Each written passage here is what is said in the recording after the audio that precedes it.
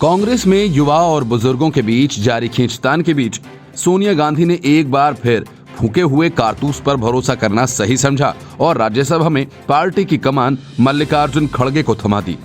इससे पहले भी मल्लिकार्जुन खड़गे लोकसभा में पार्टी के नेता हुआ करते थे, लेकिन चुनाव हार जाने के बाद लोकसभा में अधीर रंजन चौधरी को पार्टी का नेता बनाया गया।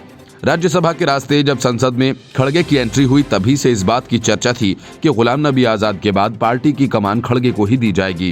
कांग्रेस की अंदरूनी उठापटक को देखते हुए खड़गे को राज्यसभा में नेता विपक्ष बनाने में बेशक सोनिया गांधी किसी तरह के सियासी प्रतिरोध से रूबरू नहीं हुई, मगर देर सबेर पार्टी के असंतुष्ट खेमे की ओर से बड़ी हलचल शुरू करने की संभावनाओं को नकारा नहीं जा रहा है। खड़गे की नियुक्ति के बाद कांग्रेस में हिंदी भाषी उत्तर के राज्यों के नेताओं की अनदेखी का नया विवाद भी गर्मा सकता है। पार्टी ने गुलाम नबी आजाद की जगह खड़गे को राज्यसभा में कांग्रेस संसदीय दल का अगला नेता बनाए जाने संबंधी पत्र सभापति वेंकैया नायडू को सौंप दिया है। इस नाते खड़गे को 17 फरवरी के बाद नेता विपक्ष बनना तय है, क्योंकि आजाद इसी दिन रिटायर हो रहे हैं।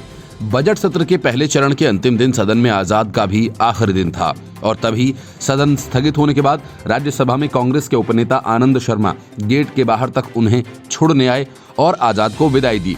पार्टी के G23 समूह से जुड़े सूत्रों के अनुसार गुलाम नबी जैसे कद्दावर नेता को राज्यसभा में नहीं ले जाने से साफ है कि कांग्रेस नेतृत्व ने बीते साल 19 दिसंबर को विश्वास बहाली का जो सेतु बनाया था वह टूट गया है।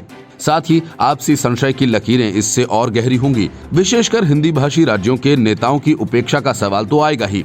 राज्यसभा में विपक्ष के अगले नेता बनने जा रहे खड़गे कर्नाटक से हैं और लोकसभा चुनाव हारने के बाद हाईकमान ने पिछले साल जून में आजाद के विकल्प के मकसद से ही राज्यसभा में लाने का फैसला किया था।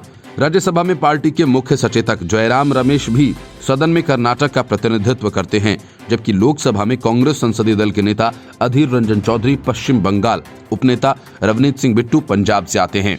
लोकसभा में कांग्रेस के मुख्य सचेतक के सुरेश केरल से। उत्तर भारत के नेताओं की उपेक्षा पर कांग्रेस संगठन से जुड़े सूत्रों ने अनौपचारिक चर्चा में कहा, इसे क्षेत्रीय रंग देना मुनासिब नहीं होगा, क्योंकि संसद में पंजाब और दक्षिण के राज्यों से पार्टी के ज्यादा सदस्य हैं और ऐसे में उनकी भागीदारी भी उसी अनुरूप है। Bureau report, news of India.